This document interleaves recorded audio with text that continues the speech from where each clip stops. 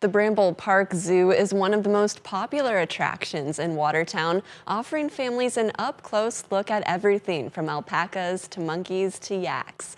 It's also home to a special animal rehabilitation facility. And in tonight's Eye on KELOLAND, Travis Fossing tells us what's causing the program's patients to land at the zoo and how staff are working to return them to the wild.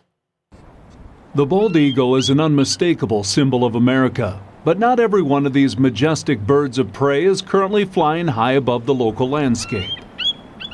The Bramble Park Zoo in Watertown is home to a raptor program that helps rehabilitate injured or sick birds. So we have our rehab permit through the Fish and Wildlife Service, so it's a federal permit, and we take in all migratory birds.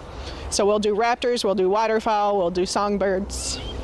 Zoo Director Stacy Plucker says the zoo takes in birds from all over the area. We work with Fish Wildlife Service, we work with Game Fish and Parks, we work with the general public, so when they find an injured animal, they'll call us. Every case is different, especially when it comes to bald eagles. A lot of them get hit by cars. We see a lot of West Nile. We had a lot of West Nile last year with all of our rain late in the season, and right now, early spring, we're seeing a lot of lead poisoning. It's usually mortality rate is 90%.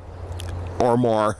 John Gilman is a zookeeper and oversees the birds of prey area. Day-to-day cleaning, picking up after them, giving them fresh food and water, scrubbing pools, things like that. He says eagles end up with lead in their system by eating fish that have swallowed lead weights or consumed animals that have been hunted with lead shot. It's really a tough thing to treat, and it happens so quickly. Once the bird ingests the lead, and the piece of lead can be the size of a grain of rice, and that can kill the bird. The signs of lead poisoning are easy to see. They'll get really lethargic, they'll get really head down, seizures, blindness, things like that. And once they start having seizures and blindness, there's nothing more that we can do for them. It's never easy, and we have to do what's best for the bird and what's best for our animals overall, so we have to keep their welfare in mind at all times.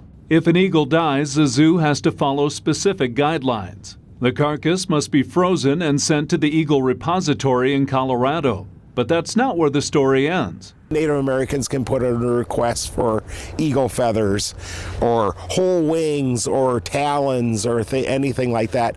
The zoo saw more than a dozen eagles last year and managed to release 3 back into the wild.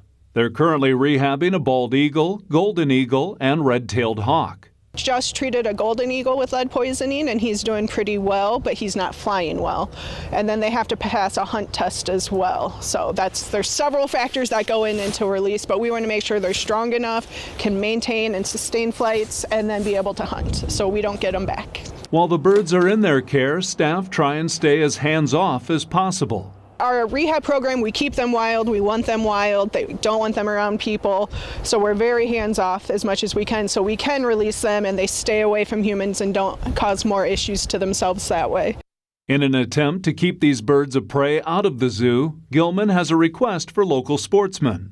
Pay attention to what you're shooting, what you're fishing with. Lead is very toxic and it's very deadly to a lot of birds, not just bald eagles, but it's very deadly to all birds, even waterfowl.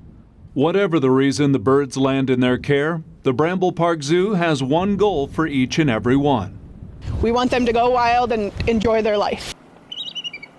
With Eye on KELOLAND, I'm Travis Fossing.